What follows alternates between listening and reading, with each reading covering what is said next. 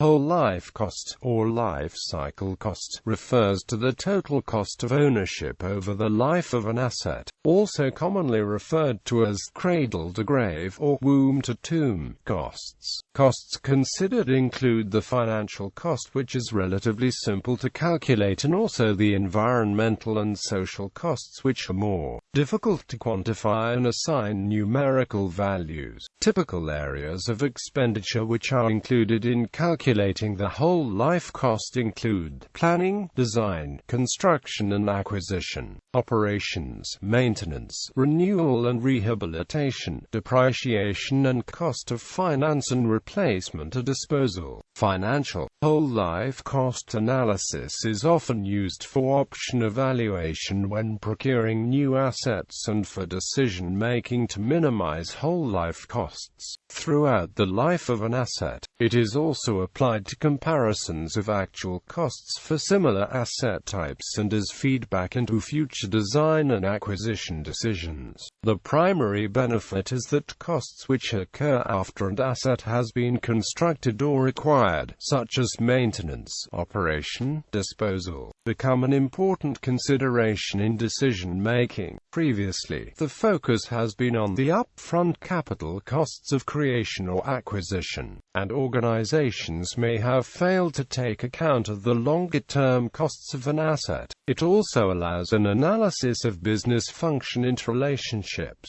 Low development costs may lead to high maintenance or customer service costs in the future. When making this calculation, the depreciation cost on the capital expense should not be included. Refer page 2 of Environmental and Social. The use of environmental costs in a whole life analysis allows the true comparison options, especially where both are quoted as good for the environment. For a major project such as the construction of a nuclear power station, it is possible to calculate the environmental impact of making the concrete, containment, the water required for refining the copper for the power plants and all the other components. Only by undertaking such an analysis is it possible to determine whether one solution carries a lower or higher environmental cost than another. Almost all major projects have some social impact. This may be the compulsory relocation of people living on land about to be submerged under a reservoir, or a threat to the livelihood of small traders from the development of a hypermarket nearby. Whole life cost topics. Project appraisal. Whole life costing is a key component in the economic appraisal associated with evaluating asset acquisition proposals. An economic appraisal is generally a broader-based assessment, considering benefits and indirect or intangible costs as well as direct costs. In this way, the whole life costs and benefits of each option are considered and usually converted using discount rates into net present value costs and benefits. This results in a benefit-cost ratio for each option, usually compared to the nothing counterfactual. Typically, the highest benefit-cost ratio option is chosen as the preferred option. Historically, asset investments have been based on expedient design and lowest-cost construction. If such investment has been made without proper analysis of the standard of service required and the maintenance and intervention options available, the initial saving may result in increased expenditure throughout the asset's life. By using whole life costs, this avoids issues with decisions being made based on the short-term costs of design and construction. Often the longer-term maintenance and operation costs can be a significant proportion of the whole life cost. Asset management. During the life of the asset, decisions about how to maintain and operate the asset need to be taken in context with the effect these activities might have on the residual life of the asset. If by investing 10% more per annum in maintenance costs the asset life can be doubled, this might be a worthwhile investment. Other issues which influence the life cycle costs of an asset include site conditions, historic performance of assets and materials, effective monitoring techniques, appropriate intervention strategies. Although the general approach to determining whole life costs is common to most types of asset, each asset will have specific issues to be considered, and the detail of the assessment needs to be tailored to the importance and value of the asset. High-cost assets will likely have more detail, as will critical assets and asset systems. Maintenance expenditure can account for many times the initial cost of the asset. Although an asset may be constructed with a design life of 30 years, in reality it will possibly perform well beyond this design life. For assets like these, a balanced view between maintenance strategies and renewal rehabilitation is required. The appropriateness of the maintenance strategy must be questioned. The point of intervention for renewal must be challenged. The process requires proactive assessment which must be based on the performance expected of the asset, the consequences and probabilities of failures occurring, and the level of expenditure in maintenance to keep the service available and to avert disaster.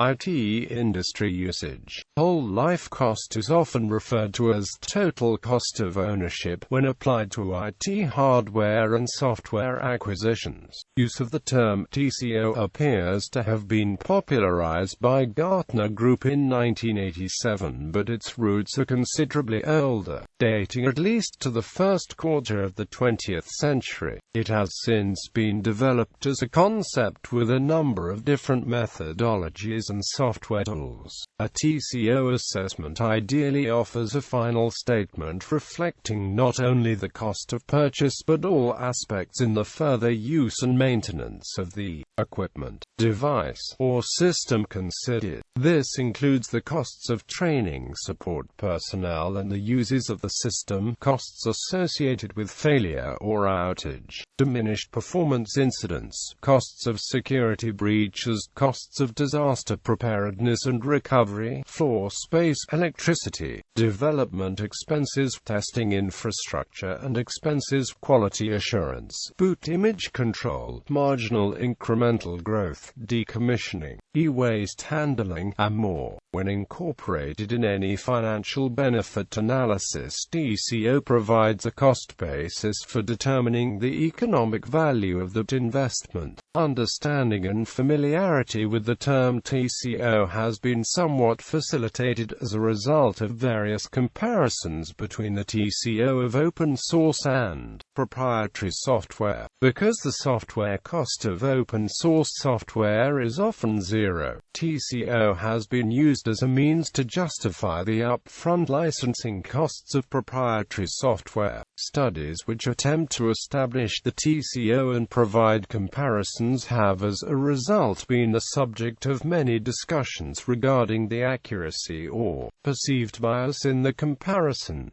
Automobile industry, finances. Total cost of ownership is also common in the automobile industry. In this context, the TCO denotes the cost of owning a vehicle from the purchase, through its maintenance, and finally its sale as a used car. Comparative TCO studies between various models help consumers choose a car to fit their needs and budget. TCO can and often does vary dramatically against TCA, although TCO is far more relevant in determining the viability of any capital investment, especially with modern credit markets and financing. TCO also directly relates to a business's total costs across all projects and processes and, thus, its profitability. Some instances of TCO appear to refer to total cost of operation, but this may be a subset of the total cost of ownership if it excludes maintenance and support costs.